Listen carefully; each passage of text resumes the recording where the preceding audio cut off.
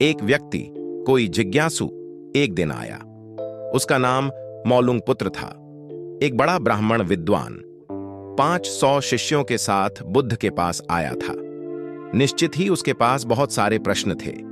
एक बड़े विद्वान के पास ढेर सारे प्रश्न होते ही हैं, समस्याएं ही समस्याएं।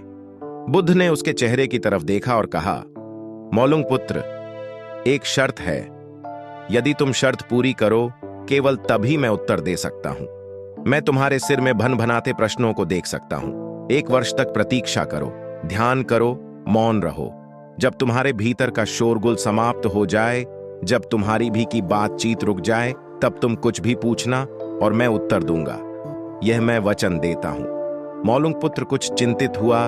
1 वर्ष केवल मौन रहना और तब यह व्यक्ति उत्तर देगा। और कौन जाने कि वे उत्तर सही भी हैं या नहीं। तो हो सकता है 1 वर्ष बिल्कुल ही बेकार जाए। इसके उत्तर बिल्कुल व्यर्थ भी हो सकते हैं। क्या करना चाहिए? वह दुविधा में पड़ गया। वह थोड़ा झिझक भी रहा था ऐसी शर्त मानने में। इसमें खतरा था। और तभी बुद्ध का एक दूसरा शिष्य सारिपुत्र जोर से हंसने लगा। वह वहीं पास में ही बैठा था, एकदम खिलखिलाकर हंसने लगा। मौलुंगपुत्र और भी परेशान हो गया। उसने कहा, बात क्या है? तुम क्यों हंस रहे हो? सारिपुत्र ने कहा, इनकी मत सुनना। ये बहुत धोखेबाज हैं। इन्होंने मुझे भी धोखा दिया। जब मैं आया था, तुम्हारे तो केवल 500 शिष्य हैं, पहले 5000 थे। मैं बड़ा ब्राह्मण था, देश भी में मेरी ख्याति थी। इन्होंने मुझे फुसला लिया। इन्होंने कहा, साल भर प्रतीक्षा करो, मौन रहो, ध्यान करो और फिर पूछना और मैं उत्तर दूंगा। और साल भर बाद कोई प्रश्न ही नहीं बचा, तो मैंने कभी कुछ पूछा ही नहीं और इन्होंने कोई उत्तर दिया ही नहीं। यदि तुम पूछना चाहते हो तो अभी पूछ लो। मैं इसी चक्कर में पड़ गया। मुझे इसी तरह इन्होंने धोखा दिया। बुद्ध ने कहा, मैं अपने वचन पर पक्का रहूंगा। यदि तुम पूछते हो तो मैं उत्तर दूंगा।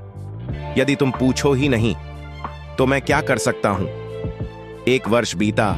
मौलुंगपुत्र ध्यान में उतर गया और मौन होता गया।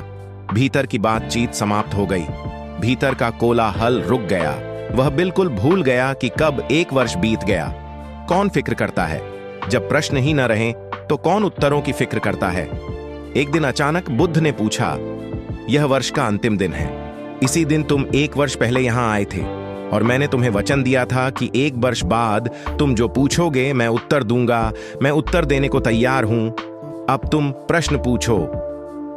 मौलुंगपुत्र हंसने लगा और उसने कहा, आपने मुझे भी धोखा दिया। वह सारिपुत्र ठीक कहता था। अब कोई प्रश्न ही पूछने के लिए नहीं रहा, तो मैं क्या पूछूं? मेरे पास पूछने के लिए कुछ भी नहीं है।